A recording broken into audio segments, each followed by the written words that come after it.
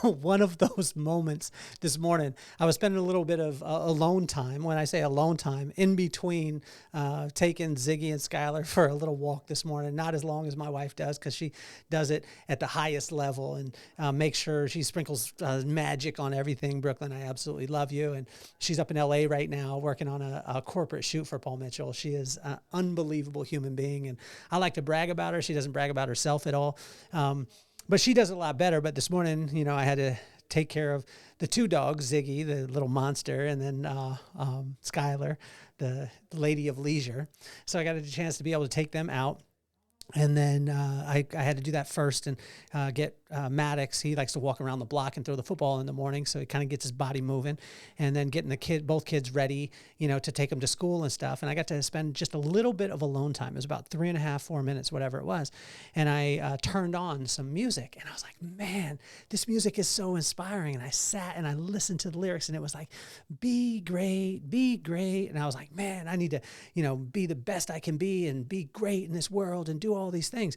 And then I got done with my 3 to 4 minutes of alone time, and I went to turn the music off, and it was a long song, and I realized that the song was not called Be Great. It was actually Be Praised. And I thought about it, and I was like, wow, what the world was telling me, be great. And I was like puffing my chest out and beating my chest and be like, yo, I got to do this today. I got to be great. That's what I got to do. And then it just took the wind out of my sails a little bit, to tell you the truth, because it said be praised. And that was me shining all the light on what God had done in my life and being grateful. And then, just being in a situation where I was praising him for all the incredible things and that he would bring a great day. And so my mind completely shifted from, I've got to do all these things, to I've simply got to focus on all of the great things that God has already brought. I'll praise him in it. And when I praise him in it, it's an act of faith as opposed to circumstance. And it's unreal what happened. And then he followed up. I went into my study today of Proverbs 11, the corresponding proverb for the corresponding day. And this gives us it made me ask the question, what do I really hear? Because I was listening to a song, but what I heard was be great. What was actually being said was be praised. But what I heard was what was in my heart. I've got to be great. I've got to do these things. And so what it helped me to realize was that most of the time, our heart condition determines what our ears actually hear.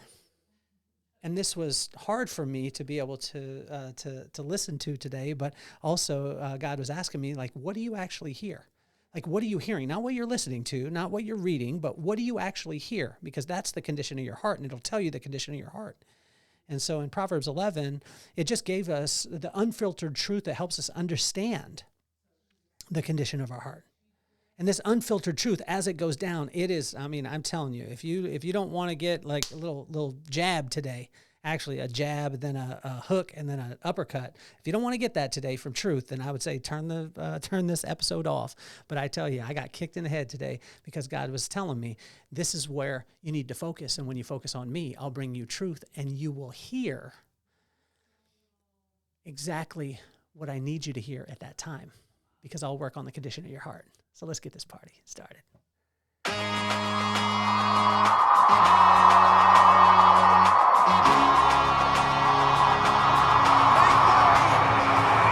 Nothing more on my mind. I got 2 shines, so every day I grind. Work in the morning, work in the evening. We's achieving, cause we believing. It's for certain, we put the work in.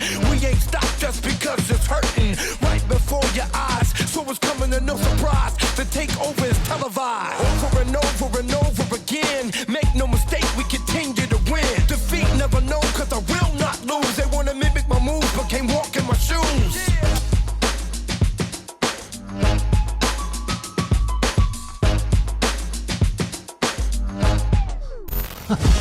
Humbling situations. I always seem to have them, and that's the way that God deals with me, is not, hey, you need to, you're the greatest in the world, son. It's more of like, hey, let me smack you upside the head and let you know that if you focus on me, everything will work out well. If you focus on me, everything will be great. Um, but if you focus on trying to be great, it ain't going to happen. And or it'll be fleeting. It'll happen for a second, but it won't be what you thought it was going to be. And in Proverbs 11, the corresponding proverb for the corresponding day here on Inchstones, it is unreal. I want to give a couple of huge shout outs. Ellie, thank you so much for reaching out. The comments from Jimmy Barbour, you and your family listening to. Jimmy had told me that he sits down in the morning about 7:30 and he lets his family listen to Inchstones and they listen to it together. And Jimmy, I want to tell you, you're doing a great thing. You're an incredible man. And also, too, I'm excited to meet your wife at some point, but it's great what you're doing with your kids. And I was talking with Keith Hale yesterday, and he was just talking about, Jimmy, how your integrity and just an incredible man that you are. So I want to let you know that when you're not around and you can't hear it, people are speaking well of you and speaking life to you. And I wanted to lift you up. And also, Ashley, you know who you are. We're listener supported with the podcast. And, we just want to thank you guys so much for all of your support. And, I just want to tell you guys, you're absolutely awesome. Get a chance tonight, which is so great. I'm doing a red eye and great generally don't go together. But I'm going on a red eye flight out to Atlanta tonight. And tomorrow I get a chance to lead a panel of Christian filmmakers and some amazing people. I'm going to be with James Dixon, so big shout out to him. Love you. Absolute motivation. If you haven't listened to it, go ahead and do that. But when I was talking about Inchstones, it's the corresponding proverb, corresponding day. If you're tuning in for the first time, I just want to, I want to thank you for being here with us. Check out the book, the Vibe. You can get that on Amazon. You can click the link, and also Bling Shine Serum. It has moisture, strength, and shine. It smells like vacation. Every woman needs a little bit of bling in their life. You can check the links for those, and which I think will be amazing. So I want to thank you guys so much again for being here with me. This Proverbs 11. It really brought me into a different state because my whole morning this morning, my 3 or 4 minutes of alone time was me thinking and that I heard something that said, be great, be great. This is kind of cool. I don't get a chance to be able to do this very often, but let's see. How you doing, baby? I am on a podcast. Would you like to be on it too?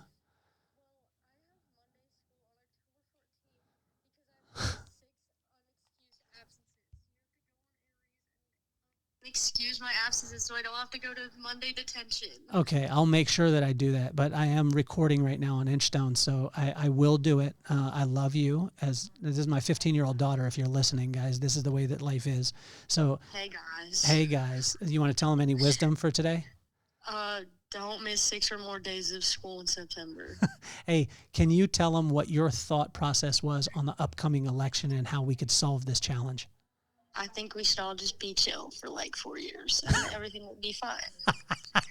I love your wisdom, baby. You're amazing. I love you, and I'll see you soon. I just stepped out of AP Euro, so I have to go head back in. Okay. But I'm wearing Elena Means' shoe, and I need you to go do that. Be on your grind. Love you. Okay, love you. Bye-bye. Okay, bye-bye. So I answered the call because she called me twice, and but she knew that I was on a podcast too. So here we go. Proverbs 11, and this is exactly how my morning went, right? So I was, wanting to get some alone time. I got to make sure that the kids are taken care of because my wife is out of town, and, we're going through the whole nine. But in this, I listened to those lyrics, and I was like, be great, be great. If you've heard it by Maverick City, you know what I'm talking about. And that's what I thought. I was like, wow, this is amazing. But I also was like, really? It's telling you to be great? It doesn't. This may sound contradictory, but a lot of times the world will tell you, you need to be great. And God is saying, I just need to be praised. And think of those two separate sides. Be great. There's a lot of pressure on you to have to do all these things. And then God is saying, no, I'm to be praised. If you'll praise me, I'll bring all the greatness into your life. And so it was a flip around for me today. And then, then in Proverbs 11, if you notice too in Proverbs, if you read the corresponding one for the corresponding day, Proverbs 1 through 10 is kind of like a nice like call out to you. Hey, I'm setting you up. This is all the benefits, features, the benefits of wisdom, which you're going to get from these Proverbs. As it goes into the second, it starts to tell you like, you need to listen. Like you need to listen. Because if you don't, there's going to be some things that happen in your life that you're not going to be, you're not going to be happy about. And then that's in 11 through 20. And then from 20 to 31, it's broken into 3 stages. Number 1 is like, all the benefits. Number 2 is like, you better listen to the wisdom and, take the benefits, because if not, it's not going to be good. And then from 20 through 31, it just says like, hey, dummy, you need to pay attention. And it starts getting a little stronger with you. In Proverbs 11 today, this is where it started to get a little strong and give us some unfiltered truth. And this is that jab, the right cross, and the uppercut. And I told you earlier that if you don't want to hear that, I would turn the episode off. I would enjoy if you didn't, but that would be great. So Proverbs 11 is do right at all times, even when you don't want to. And this was listed in verse 1, 3, 5, 6, 8, 10, 11, 18, 19, 20, 20, 21, 23. It was listed a lot. So the whole emphasis of this proverb was just do right even when you don't want to. And this is probably one of the hardest things in the world. Like, especially my friends call me all the time with, and I work with clients and they ask me, what should I do in this situation? Well, most of the time I just ask them the questions. Okay. So, where are our core values, which is our heart set? Where is our mindset, which is our intentions? Where is your actions? Are they in line in this decision? If they're in line, let's move forward. But if they're not in line, let's just stop for a second, pause, and think about them, and then let's get them back in line.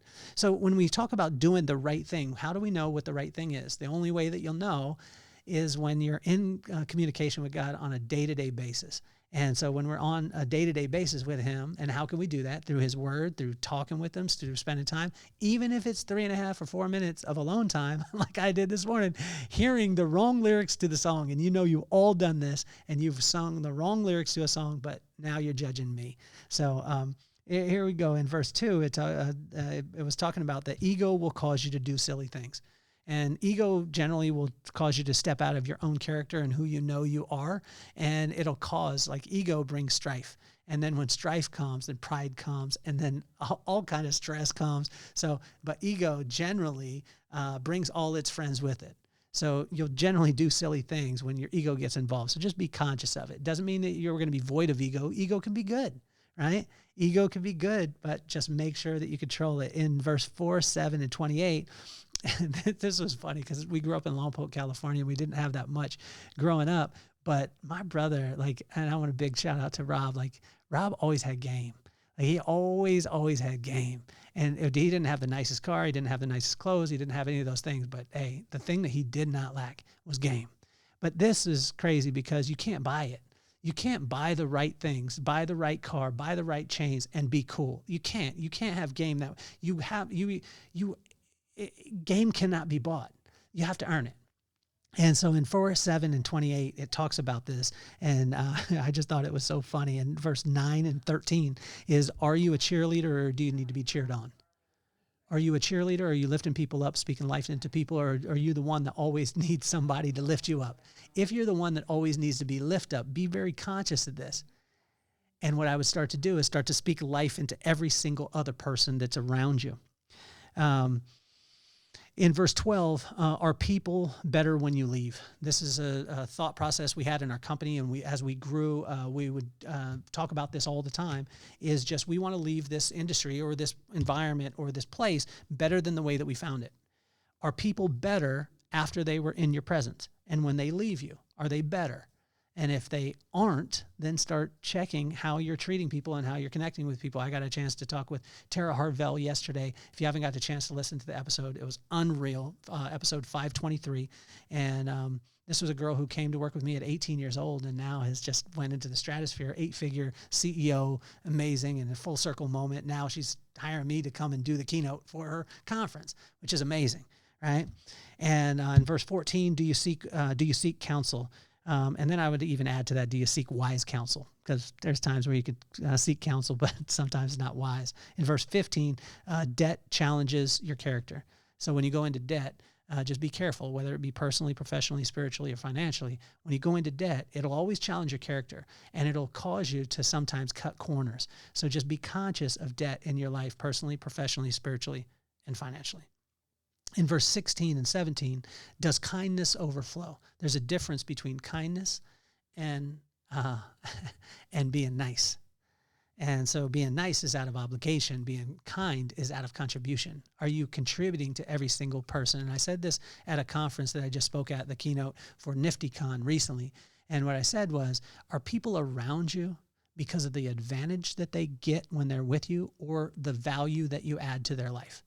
If they're only around you when they get advantage, they have an expiration date on them. When they're around you because you add value, that's when that relationship is able to grow, and there's more and more value, and it exponentially grows.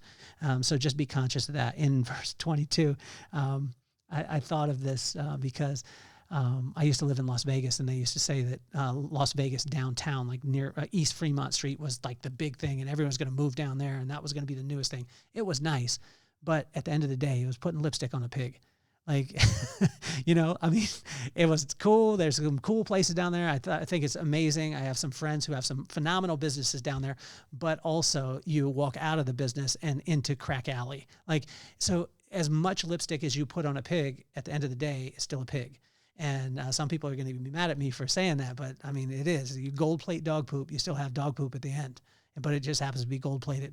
So just be conscious of this. In verse 22, it talks about, in verse 24, 25, and 26, generosity wins big. And all I think about when I think about that is Gary Spellman, probably one of the most generous people that I've ever met in my life, and his best friend, which is a friend of mine, JP, two of the most generous people that you'll ever meet in your entire life. Also, as we go with that, is just seeking God finds favor. Seeking God finds favor. And when you seek God, you'll find favor. When you seek good, you'll find favor. But when you seek good, it'll lead you to what God is doing in your life, because that's what he does. And so in verse 29, family first and all else will fall in line. This is what I learned from my brother, but it's in verse 29 in Proverbs 11, is family first and all else will fall in line. Does it align with your family? Does it lift up your family? And does it breathe life into your family? If so, move forward. If not, walk with caution. And we finish up in verse 30 and 31. Are you a tree of life and are to all of those around you? Meaning, are you rooted and grounded? Are you lifting up to the heavens? Where, I mean, I remember hearing a parable about this, where there was a tree and it went all the way past the clouds into the heavens. And because it was rooted in the ground and it was touching heaven, it blessed all the people around. The birds, everything was blessed because of it. Are your feet rooted in the ground? Are you rooted here? And are you touching God? And when that happens, you'll bless all those people around you. Are you a tree of life to people around you? And if you're not, just stop for a second, pause, because slowing down, stopping never hurt anybody. You see, this morning when I was listening to that song, be great, be great, be great, I started to feel a little stress. I started to feel a little, wow, I need to be great today. And I started to feel a little bit, yeah, I'm going to go do this thing.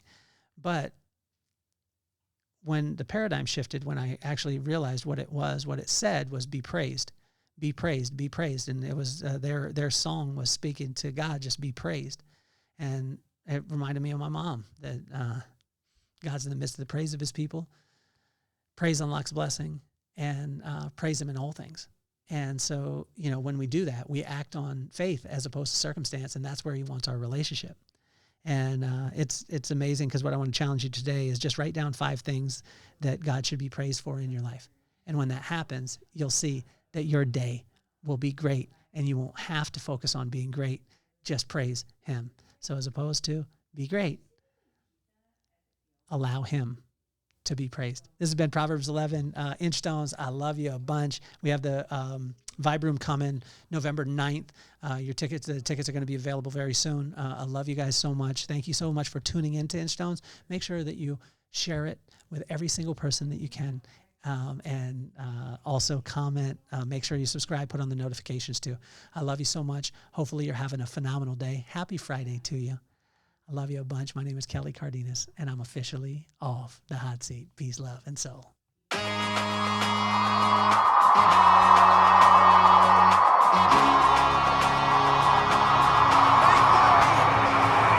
Nothing more on my mind. I got two shines, so every day I grind. Work in the morning, work in the evening. We's achieving, cause we believing. It's for certain, we put the work in. We ain't stopped just because it's hurting. Right before your eyes, so it's coming to no surprise. The takeover is televised. Over and